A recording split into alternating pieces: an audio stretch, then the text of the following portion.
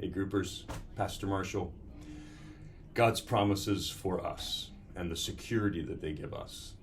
Just think about the word promise for a minute, and just to get you talking, share with your group, what's the biggest promise that you have ever made?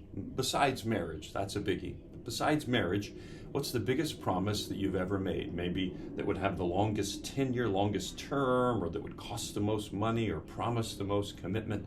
What's the biggest promise that you've ever made? And then, what's the biggest promise that you've ever broken? Resist the temptation of telling about someone else's broken promise to you, and just share, what's the biggest promise that you've ever broken in your life?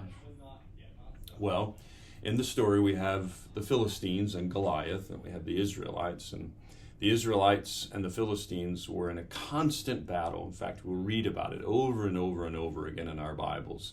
The Philistines were the Israelites' nemesis, if you will.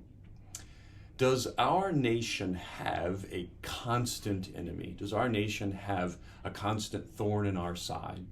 And then what about you personally? Have you had throughout your life, has there been someone or something that has been a constant nemesis, a constant thorn in your side? And then, as you look back through the story, look at Saul and look at his behavior. And what do you make of Saul's behavior in this story? What does it tell us about his character and about his leadership? His behavior when Goliath shows up, his behavior when David shows up. Look at his behavior throughout. And what does it tell us about his leadership style, his leadership, and his character? Now, in my message on Sunday, I told you what I think, and I wonder what you think. What do you think of this notion that David had this unbridled confidence that he wasn't going to be killed by Goliath because God had anointed him in the previous chapter?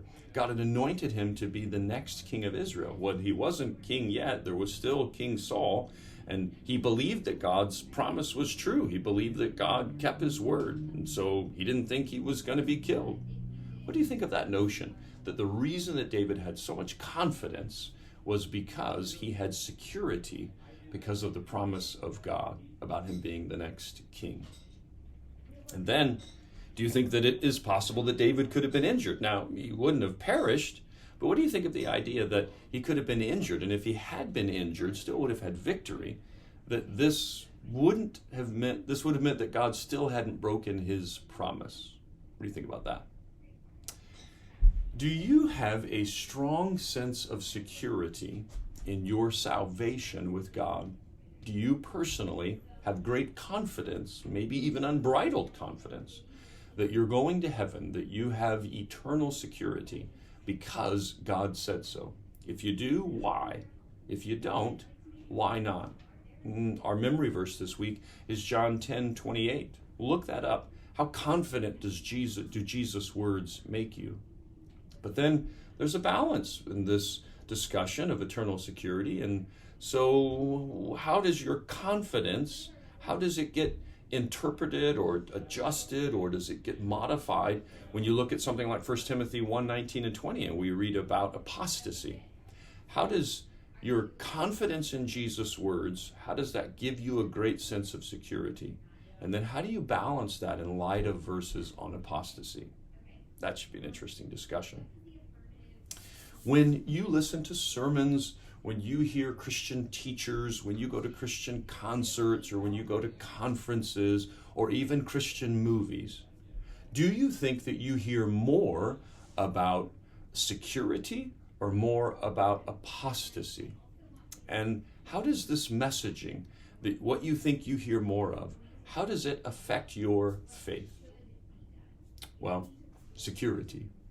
God's promised it to us. Our application this week, just a quick reminder, is that you would spend some time one-on-one with God and write down 3 or 4 ways that you, looking back at your life, see that God was pursuing you before that you were wholeheartedly in this Christianity thing.